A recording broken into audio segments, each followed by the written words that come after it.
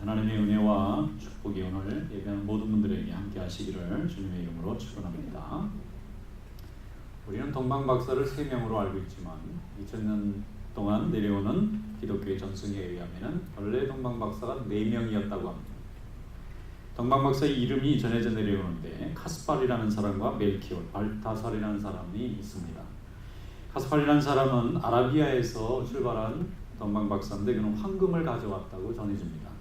또 멜키올이라는 사람은 이디오피아에서 출발했는데 이 사람은 유향을 들고 왔다고 하고, 발타살이라는 사람은 이집트에서 출발했는데 모략을 가져왔다고 합니다. 그런데 한 명이 더 있었는데 그 사람은 페르시아에서 출발했는데 이름은 알타반이라는 이름을 가졌다고 전해집니다. 이 사람이 가지고 왔었던 것은 3가지 보석이었는데 하나는 루비고 하나는 진주고 하나는 청옥이라고 부르는 사파이어 같은 그런 보석이었습니다. 3가지 보석을 가지고 유대 땅에 4명의 박사들이 벼를 보고 찾아와서 같이 만나기로 약속을 했는데 약속 날짜에 알타반이 하루를 늦게 도착했습니다. 사정이 있었던 것 같습니다. 하루를 기다리던 3명의 박사들은 더 이상 기다릴 수가 없어서 별은 계속 나가고 있으니까 할 수 없이 4번째에 합류하기로 했던 알타반 박사를 기다리지 못하고 3명이 먼저 출발했다는 거예요. 성경에는 없습니다만 전해져 내려오는 얘기가 그렇습니다. 그래서 먼저 유대 땅에 들어갔더니 헤롯 왕을 만나서 왕이 나신 곳이 어디냐 알려달랬더니 베들레헴으로 간 겁니다. 그리고 베들레헴에 가서 경배하고는 하나님께서 헤롯에게 돌아가지 말라 하고는 다른 길로 귀국을 하게 되었습니다. 하루가 늦었더니 알타반이라는 4번째 박사는 3가지 보물을 자기 전 재산을 팔아서 보석을 만들어 가지고 그 나머지 동료를 따라 열심히 이제 거의 다 도착해서 만날 정도가 되었는데 길을 가다가 피 흘려 죽어가는 사람을 만났어요. 그 사람이 살려달라고 애걸복걸하는데 차마 그 사람을 버려두고 자기 길을 갈 수가 없어서 되돌아갔습니다. 그리고 그 사람을 치료해 줬어요. 근데 이 사람이 보통 심한 부상을 입은 게 아닙니다. 강도를 만났는지 이 사람이 그대로 두면 죽을 것 같아요. 그래서 할 수 없이 이 사람을 내고 치료를 하려고 다니다 보니까 또 하루를 허비해 버렸어요. 이 사람을 그냥 두고 올 수가 없어서 자기가 가지고 있는 보석 중에 하나를 꺼냈습니다. 그리고 돌보는 사람에게 보석을 주면서 이 사람을 살려달라고 부탁하고, 자기에겐 2가지 보석이 더 있으니까 이 그리스도 왕께 바치기에는 3개를 다 드리면 좋겠지만 2개도 충분할 거다 생각하고 2개만 가지고 달려갔어요. 그런데 예루살렘에 갔더니 벌써 다 박사들이 베들레헴으로 갔다는 거예요. 그래서 베들레헴으로 열심히 뛰어갔더니 벌써 예수님은 애국으로 피신해서 없는 거예요. 낙심해서 이거 애국으로 또 가야 되겠구나 하고 길을 나서려고 하는데 헤롯의 군대들이 베들레헴에 와서 아기들을 전부 잡아서 죽이는 겁니다. 집마다 아기 울음소리만 나면 들어가서 죽이는 거예요. 근데 어느 집을 지나가는데 비명소리가 납니다. 아기 엄마가 아이를 죽이지 말라고 애걸복걸하는데 헤롯의 명령이니까 그 병사가 죽이려고 하는 거예요. 그래서 이 알타반 박사 2번째 보물을 꺼냈습니다. 이 아이 생명과 이 보물을 바꿉시다. 한 번만 눈 감아 주십시오. 이 어머니가 이렇게 고통하는데 어떻게 이 아이를 눈앞에서 죽입니까? 그러니까 병사가 뇌물을 받고는 눈 감아주고 그러면 살려주겠다고 모르는 척하고 그 아이를 살렸다고 해요. 그리고 애굽에 갔는데 애굽의 남의 나라에 가니까 이게 찾을 수가 있어요. 그래서 이 아기 예수님의 신분을 숨기고 숨어 있었기 때문에 할 길이 없는 거예요. 그래서 애굽에 계시겠거니 생각하고 30년간을 애굽을 여기저기 다니면서 혹시 젊은 부부가 유대에서 망명온 아기가 없느냐고 물어보는데 사람들이 알질 못하는 거예요. 그렇게 30년 세월이 지났는데 어느 날 알게 됐어요. 그 후에 마리아와 요셉이 아기를 데리고 갈릴리라는 곳으로 되돌아갔다는 걸 알았어요. 그 사람이 또 갈릴리로 열심히 가는 거예요. 마지막 남은 보석 하나가 남아 있습니다. 이거는 꼭 드릴 수 있겠구나. 벌써 30년 세월이 지나니까 40살에 출발했던 이 알타반 박사는 70이 넘은 노인이 되어버렸어요. 아무리 갈릴리를 돌아다니면서 예수님에 대한 얘기만 했지 어디 계신지 알 길이 없어요. 그런데 베들레헴에 예루살렘으로 가셨다는 거예요. 예루살렘으로 급히 달려갔는데 예수님이 어디 계시냐 그랬더니 지금 더 골고다로 올라가셔서 처형을 당하시는 중이라는 거예요. 알타반 박사는 열심히 뛰어갔습니다. 한참 뛰어가는데 성문을 통과하는데 갑자기 어린 소녀 하나가 노예로 잡혀가는, 몸값으로 팔려가는 거예요. 부모가 살려달라고 해도 잔인하게 아이를 끌고 갑니다. 이 박사가 거기를 떠날 수가 없는, 아무리 애를 써도 구해낼 길이 없어요. 그래서 마지막 눈물을 흘리면서 그리스도에게 주기로 했던 마지막 보석을 꺼냈습니다. 이 소녀의 생명을 좀 바꿉시다. 그래서 그 아이를 살려줬어요.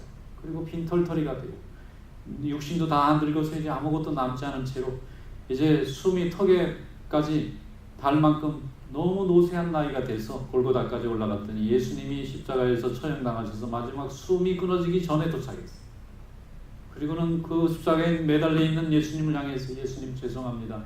제가 너무 지각했습니다. 33년 만에 이제 주님을 경배하러 왔는데 제가 처음에 가져왔던 새 보석은 다 없어지고 저는 빈손밖에 없습니다. 그리고 거기서 박사가 눈을 감았다고 합니다. 그런데 박사가 눈을 감기 전에 주님께서 마음으로 그렇게 말씀하셨다는데 아니다, 나는 최고의 선물을 받았노라. 예수님을 경배하기 위해서 그 보석을 가지고 33년 동안 애타게 찾아다녔는데 마지막 예수님이 십자가에서 운명하실 때 같이 운명하시고 또 예수님의 그 사랑을 전하기 위해서 아무것도 가지지 못한 빈손으로 참여했다는 이 얘기가 전해져 옵니다. 이것이 알타반의 얘기입니다. 여러분, 우리도 주님을 경배하기 위해서 일생 동안 우리의 가장 귀하고 소중한 것을 가지고 주님을 향해서 달려가는 그런 운명과 같은 순례길을 살고 있는 줄로 믿습니다. 예수님은 우리를 언제 부르실지 모릅니다. 목동들처럼 태어날 때 부르실 수도 있지만은 십자가에 매달리는 순간에 부르실 수도 있고 부활하시고 성령과 함께 우리를 부르실 수도 있는 줄로 믿습니다. 그러면 우리는 지금 주님의 음성을 듣고 오늘 주님 앞에 경배하러 나온 동방 박사들 같은 그런 마음의 경배자로 주님 앞에 선 줄로 믿습니다. 예수님이 세상에 아기로 태어날 때는 비천한 말 위에 태어났습니다. 보통 사람도 안방에서 태어나는데 우리 예수님은 말들이 먹는 밥통에서 태어나셨어요. 길을 떠나서 또 피난길에 오르고 또 사람들의 소문을 피해서 만삭이 된 이 여인을 성령으로 잉태한 건 사람들이 모르니까 비난하고 또 조롱할 때에 황제의 명령에 의해서 호적 등록하러 먼 곳으로 가서 등록하러 가다 그만 출산하게 되었는데 그래서 예수님은 보통 사람들, 평범한 사람도 누릴 수 없는 가장 어려운 탄생을 이루게 되었습니다. 그러나 지금은 온 인류의 구주가 되신 줄로 믿습니다. 그때에 하나님께서는 아기 예수가 이 땅에 태어난 것이 너무나 안타까우셨는지 하객을 보내줬어요. 그것은 베들레헴 그 지경에 밤새도록 야간 근무하는 목자들, 양을 치는 목동들에게 하나님께서 천사를 보내서 경배하라고, 지금 세상을 구원할 구주가 오셨는데 아무도 축하해 줄 사람이 없으니 너희라도 가서 좀 축하해 주라고 하객의 명령을 내렸어요. 그리고 하늘에는 노래 불러줄 사람이 없으니까 천사들을 직접 보내서 천사들이 직접 찬송하게 만들었어요. 하늘의 영광 땅에는 평화. 그 가사가 하나밖에 안 남아 있습니다. 목동들은 하나님의 천사의 말을 듣고 그 귀한 아기를 경배하기 위해서 자기가 일하던 것을 다 내려놓고 들에 양떼를 내려놓고 희생을 각오하고 뛰어가서 아기 예수께 경배하게 된 줄로 믿습니다. 다 같이 오늘 본문 말씀을 한번 열어보겠습니다. 누가복음 2장 10절에서 14절 말씀 다 같이 읽습니다. 천사가 이르되 무서워 말라. 보라, 내가 온 백성에게 미칠 큰 기쁨의 좋은 소식을 너희에게 전하노라. 오늘 다윗의 동네에 너희를 위하여 구주가 나셨으니 곧 그리스도 주시니라. 너희가 가서 강보에 쌓여 구유에 뉘어있는 아기를 보리니 이것이 너희에게 표적이니라 하더니 호련히 수많은 천군이 그 천사들과 함께 하나님을 찬송하여 이르되 지극히 높은 곳에서는 하나님께 영광이요 땅에서는 하나님이 기뻐하시는 사람들 중에 평화로다 하니라. 아멘. 예수님이 세상에 오신 것은 하늘에는 영광된 일입니다. 온 인류를 구원할 수 있는 길이 열렸습니다. 하나님은 인간을 심판할 수밖에 없고 죄인을 벌할 수밖에 없었는데 하나님께서 기뻐하시는 인간의 모든 구원의 길을 열 수 있는 사건이 열렸습니다. 그리고 세상 인류에게는 다툼과 미움과 두려움에서부터 해방되는 평화가 임하게 되었어요. 그래서 하늘의 영광이고 땅에는 평화가 성탄의 참된 메시지인 줄로 믿습니다. 우리 인간에게 있어서 영원한 인생의 소원이 있다면 그것은 평화일 겁니다. 평화롭게 사는 것이 정말 축복입니다. 평화가 없고 불안과 두려움 속에서 사는 인생은 정말 고통일 것입니다. 베들레헴 마구간에 태어난 한 아기가 어떻게 세상 모든 인류에게 평화를 가져다 줄 수 있느냐 하는 거예요. 많은 사람들은 여기에 고민을 합니다. 정말 그분이 모든 사람들에게 평화를 가져다 줄 수 있는 분인가? 이 코트에 가면요, 법정에 가면은 딱 두 글자가 써 있어요. Peace and Justice. Justice는 이해가 됩니다. 악한 사람 벌 주는 데니까. 죄를 진 사람한테 처벌하는 것이니까. 법의 형량에 따라서 그 벌의 그 죄의 양에 따라서 많이 주기도 하고 적게 주는 게 법원이니까 저스티스, 정의를 세우는 건 맞는데 피스는 뭐냐 이거예요. 법원에서 무슨 평화를 줄 수 있을까? 고민을 해봤어요. 왜 피스 앤 저스티스일까? 그랬더니 정말 평화를 주는 거예요. 사람들 사이에는 원만하게 지내기보다는 다툴 때가 있습니다. 이웃집에 서로 무슨 일 때문에 다퉜는데 원수같이 지내는 두 집에 다 평화가 없어요. 이게 마음속에 전쟁입니다. 사는 게 아니에요. 또 보복하고 하다 보면 나중에는 사람 몸까지 다치는 해코지하는 일까지 벌어지고 이게 막 소송까지 가고 순경을 부르고 멱살잡이하고 나중에는 서로 살 수가 없어요. 한 집이 떠나든지 한 집이 어떻게 잘못되든지 해야 끝나는 일이 세상에 많습니다. 세상에는 인간의 분쟁도 많고 다툼도 많고 외교적으로나 혹은 물질로 해결이 안 되면 전쟁이라는 수단까지 들고 나오는 게 인간입니다. 근데 법원에서는 뭘 하느냐? 서로 양쪽에서 서로 이게 자기 거라고 주장하고 합의가 안 되면 법의 권위를 가지고 판결을 내립니다. 벌금을 내리기도 하고 또 보상을 내리기도 하고 그렇게 해서 어느 정도 보상이 서로 이루어지면 그 다음에 더 이상 다투지 않기로 함으로 인해서 오는 평화입니다. 어쨌든 평화를 얻기는 얻는 거예요. 강제를 갖는 평화긴 하지만 더 이상 이제 상대방을 향해서 미운 마음을 갖지 말고 충분한 재물로 보상을 하든지 아니면 권리를 넘겨주든지 아니면 서로 간의 합의에 의해서 서로 주고받고 하면서 다시는 이제 더 이상 이걸로 싸우지 말라고 하는 것이 법원의 역할 중에 하나더라고요. 그래서 피스가 거기 있는 거예요. 자발적으로만 이룬 피스는 아니지만 강제에 의해서 타의에 의해서 조정에 의해서 이루어진 것이긴 하지만 평화가 이루어지고 이제 그 문제는 더 이상 고민하지 말고 그걸로 더 이상 다투지 말고 이제 각자 평화로운 자기 일상을 열어가자는 것이 바로 그 취지가 담겨 있더라고요. 그렇다면 이 세상에는 많은 사람들이 분쟁 가운데 있는데 하나님이 주시는 참된 평강을 누려야만 이것이 행복한 인생이 되는 줄로 믿습니다. 키르케고르나 에이프람 같은 학자를 우리는 실존주의 철학자라고 그럽니다. 이 사람들이 사람의 마음과 인생을 연구했더니 결론을 내렸어요. 이렇게 세상이 복잡하고 모순되고 어렵고 사나운 이유는 인간은 근본적으로 불안한 존재라는 거예요. 아무리 연구해봐도 인간은 근본적으로 안정된 존재가 되지 못하고 불안정한 존재라는 거예요.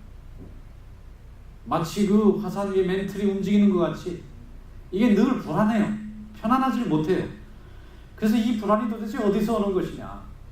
누가 와서 위협하는 것도 아니고 내일 먹을 것을 걱정하는 것도 아니고 내가 무슨 암에 걸린 것도 아닌데 늘 마음이 가만히 있으면 편안하고 좋고 행복한 게 아니라 늘 걱정 근심이 끊어지지 않게 찾아오는 이 알 수 없는 이 두려움이 뭐냐? 그들은 인간은 태어나면서부터 불안한 존재로 태어난다. 이게 substantially 이게 anxiety를 가지고 있다. 왜 그러면 그런 불안이 인간에게 있느냐? 근본으로부터 벗어나 있기 때문에 근본으로부터 떠나와 있기 때문에 떠나버렸기 때문에 불안정하다는 거예요. 근본에 붙어 있었으면은 이게 불안하고 흔들 일이 없는데 그것이 떨어져 있기 때문에 자기도 모르게 불안한 거예요. 하나님을 떠난 피조물은 흔들릴 수밖에 없습니다. 그 근본은 하나님. 왜 하나님이냐? 하나님이 세상을 다 만든 창조주시니까 세상을 모두 만드신 그분에게 붙어 있으면 흔들릴 일이 없는데 붙어 있지 않고 떨어져 나왔어요. 하나님을 외면했습니다. 주님의 부르심을 듣지 않습니다. 그러니까 떨어져 나와 있으니까 계속 흔들리는 겁니다. 물 위에 떠 있는 배처럼 망망대해 이력편주처럼 쉬지 않고 흔들리는 거예요. 한 수년 전에 어떤 분들이 저기 우리 텍사스 남쪽에 가면 배를 타고 상어를 잡으러 갑니다. 그래서 웬 상어를 잡으러 가냐 했더니 큰 상어가 아니고 조그만 상어. 딥 무슨 피싱을 합니다. 그러더니 배를 타가지고 3시간을 퉁퉁퉁퉁 가는데 저는 이 멕시코만 바다가 그렇게 복잡한 게 많은지 몰라서 곳곳마다 유조를 심어놔가지고 바다가 훤한 바다가 아니라 그냥 동네 같아. 얼마나 많이 석유를 뽑아 올리는지. 그걸 지나고 나니까 큰 바다가 나오더라. 자, 이제 여기서부터 고기를 잡습니다. 근데 사람들 한 100명을 태우고 갔는데 갈 때는 제가 멀미를 안 했거든요. 재밌더라고. 쫙 가니까. 근데 이제 배를 내려놓고 지금부터 고기를 잡으세요. 그리고 상어를 한 마리씩 잡아주는데 그 잡는 것도 우리가 잡는 게 아니고 다 잡아주고 손에만 넘겨주는 거더라고. 이렇게. 그게 또 비싼 값을 내가지고 갔다 오는 건데, 그리고 나서 한 10분, 20분 지났는데 사람들이 슬슬 다 맥이 빠지더니 다 들어오기 시작하고 난리가 났어요.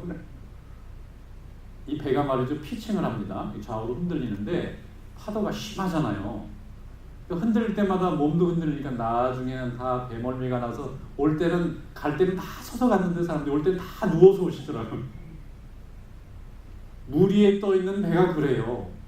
사람이 만든 건데 그 대자연의 그 바다 위에서 바람도 안 불었습니다. 뭐 파도가 친 것도 아니고 굉장히 쾌청한 날씨인데도 흔들 100번, 200번, 300번 하니까 나중엔 정신이 오락가락 해가지고 다 토하는 거예요. 뭐 상어고 뭐고 간에 아주 빨리 육지로 돌아갔으면 좋겠어요. 하나님이라는 이 대륙 같은 거대한 창조주의 근본으로부터 인간이 떠나서 물결치는 인생 위에 서 있기 때문에 끊임없이 흔들리는 겁니다. 여러분, 주님에게 붙어있기를 축원합니다. 근본에서 떠났기 때문에 악이 존재합니다. 본래 죄에 있는 사람이 하나님이 없으니까 악이 나타나요. 분노가 나타납니다. 공포가 찾아옵니다. 그걸 감추려고 하니까 내 탓을 해야 되는데 남을 탓을 해야 되니까 살인을 저지릅니다. 거짓을 합니다. 또 공포를 조성합니다. 기만합니다. 그러다가 전쟁이 일어나고 서로 살인이 벌어지고 인간이 잔인한 존재가 됩니다. 본래 잔인한 존재가 아니었는데 잔인해져 버려요. 많은 학자들은 그것을 죄의 원인이라고 보고 있고 성경도 분명히 그렇게 말합니다. 죄가 있으니까 악이 나오고 악이 있으니까 잔인해지는 거예요. 사도 바울은 이것을 영적으로 너무 잘 이해했습니다. 그래서 로마서 7장 19절로 20절 말씀에 내가 원하는 바 선은 행하지 아니하고 도리어 원하지 아니하는 바 악을 행하는도다. 만일 내가 원하지 아니하는 그것을 하는 일을 행하는 자는 내가 아니요 내 속에 있는 죄니라. 죄 때문에 사람이 악해집니다. 사람이 원래 악해서 그런 게 아니라 죄가 있어서 사람이 악해지는 거예요. 그걸 인정하면 모든 것이 하나님의 은혜 가운데 해결할 수 있는 걸 인정하지 아니하고 인간의 능력으로 방법으로 기술로 무슨 사람들의 계약으로 해결을 보려니까 해결이 안 되는 것입니다.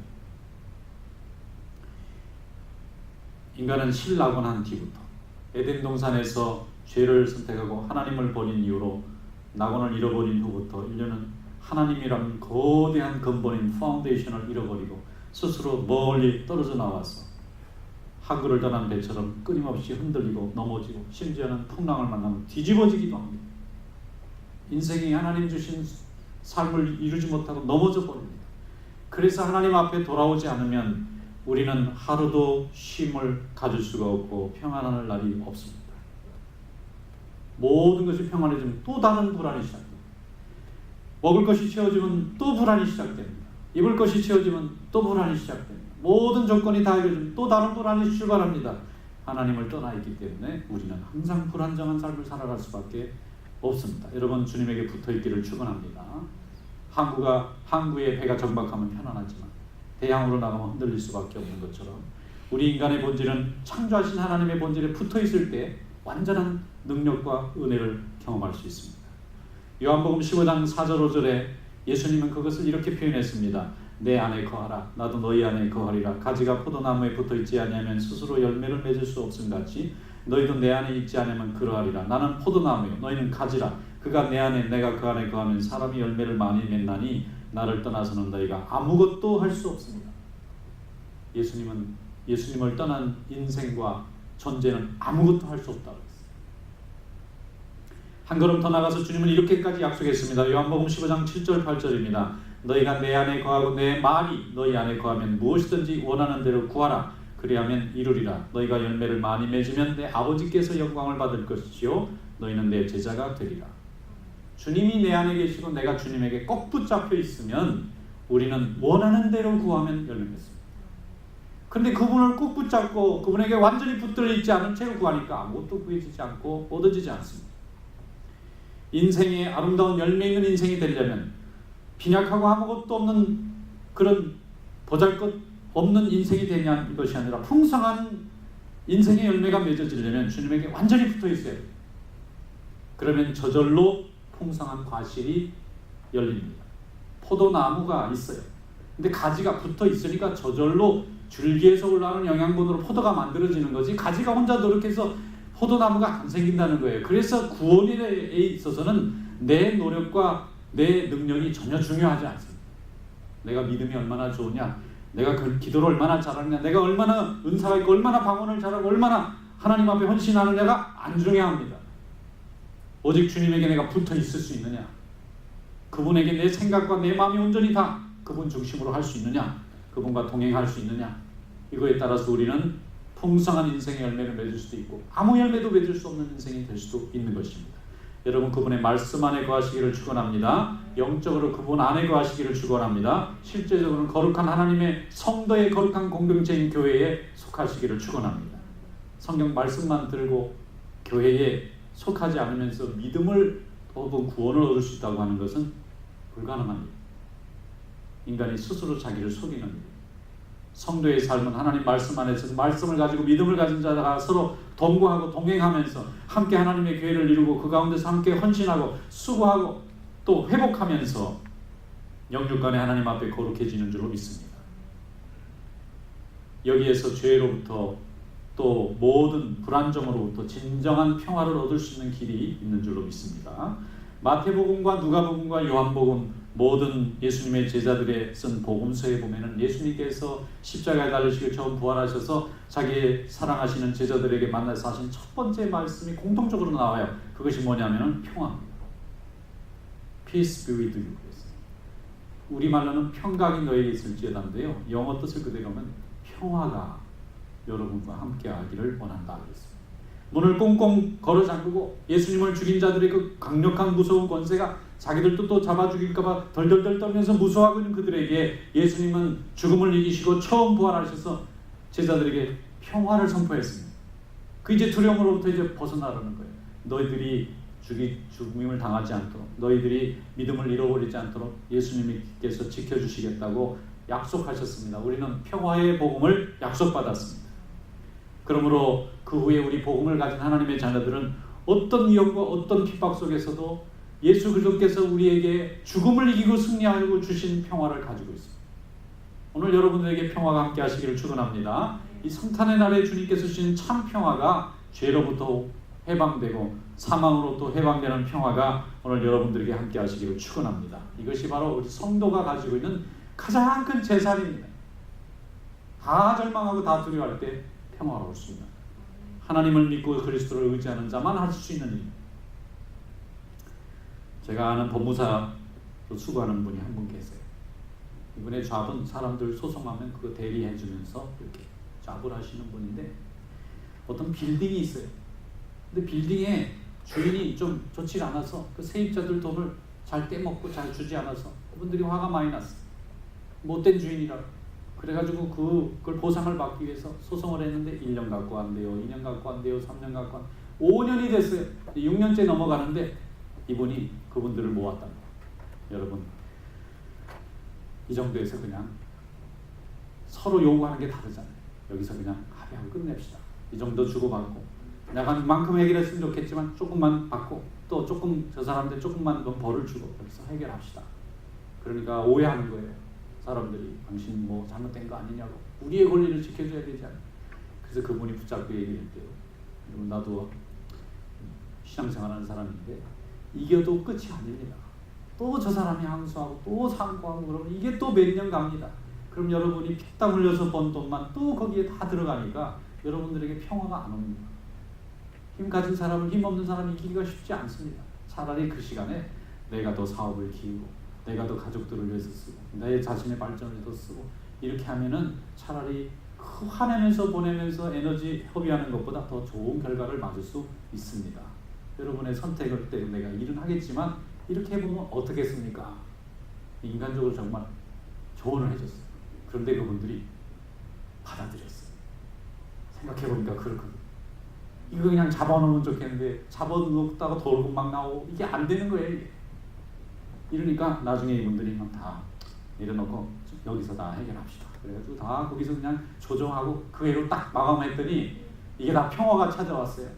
마음의 미움도 다 내려가고 손해도 내려나고 그 나머지 시간을 가지고 남은 인생 동안 열심히 자기 사업들을 하니까 다 좋은 형편으로 나간 거예요. 이분이 그걸 간증을 하는 거예요. 평화가 오려면은 정말 하나님 말씀에 의지하고 하나님 주신 생각으로 가야 되는 거예요. 여러분 오늘도 여러분의 마음속에 하나님 주신 평화가 함께 하시기를 축원합니다. 우리 하나님께서는 우리가 정말 평화로운 삶을 살기를 원하세요. 마음의 근심과 두려움과 분노로 인생을 허비하기를 원치 않으십니다.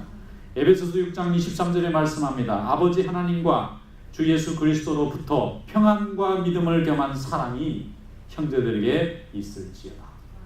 하늘인 영광 땅에는 평화. 하나님의 이 온전하신 우리를 향한 사랑의 뜻이 오늘 여러분들에게 아름답게 이루어져서 평강의 삶이 누려지시는 귀한 종들이 되시기를 주님의 이름으로 축원합니다.